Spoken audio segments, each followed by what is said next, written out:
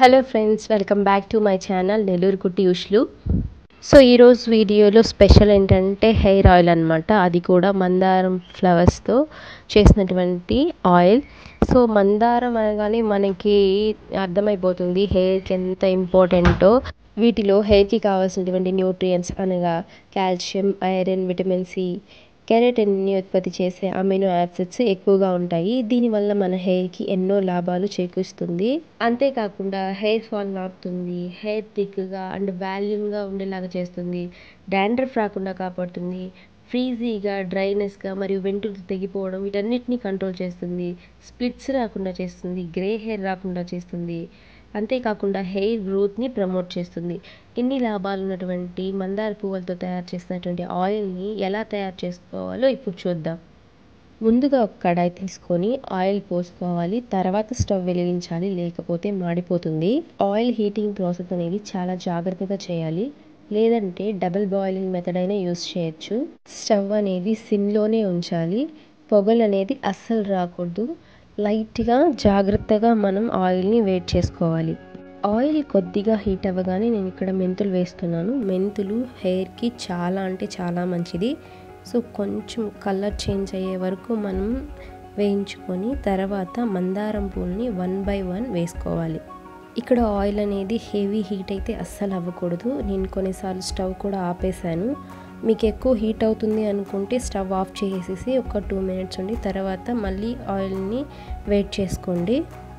ఇక్కడ ఆయిల్ని హెవీగా హీట్ చేయొద్దు అని ఎందుకంటున్నానంటే ఆయిల్ హీటింగ్ ప్రాసెస్ అనేది కొన్ని లెవెల్స్ వరకు మాత్రమే ఉండాలి.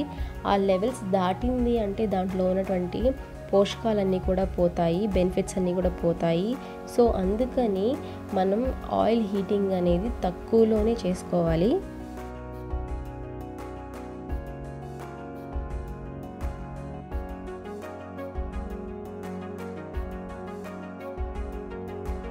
ఇప్పుడు మందారం పువ్వుల్ని ఒక్కొక్కటిగా నూనెలో వేసేయాలి.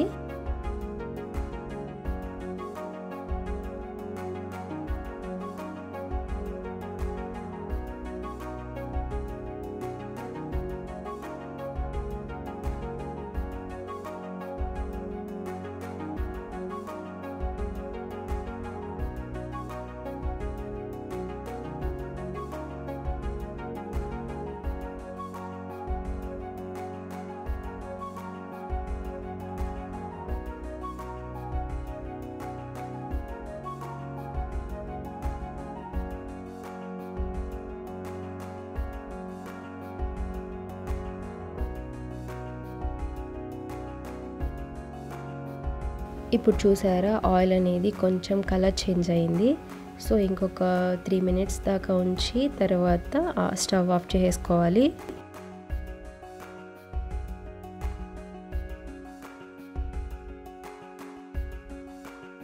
ఆయిల్ అనేది ఈ కలర్కి వచ్చిన తర్వాత ఇక స్టవ్ ఆఫ్ చేసుకొని ఆయిల్ని సపరేట్ చేసుకుందాం.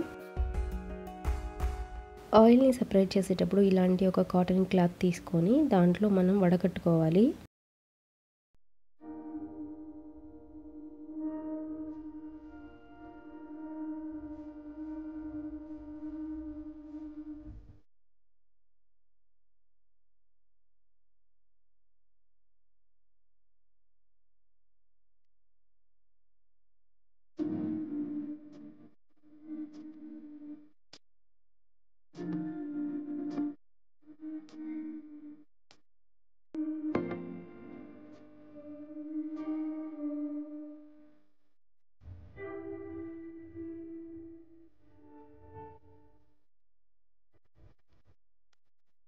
ఈ ఆయిల్ని ఎలా యూస్ చేయాలంటే హెడ్ బాత్కి 1/2 an hour ముందు లేదా 1 hour ముందు హెయిర్కి అప్లై చేసుకొని తర్వాత హెడ్ బాత్ చేసేస్తే సరిపోతుంది.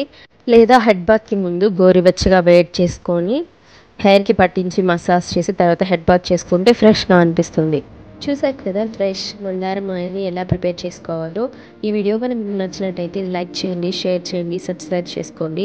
అండ్ ఇలాంటి మరిన్ని వీడియోస్ కోసం అండ్ కుకింగ్ వీడియోస్ కోసం నా ఛానల్ని సబ్స్క్రైబ్ చేసుకోండి.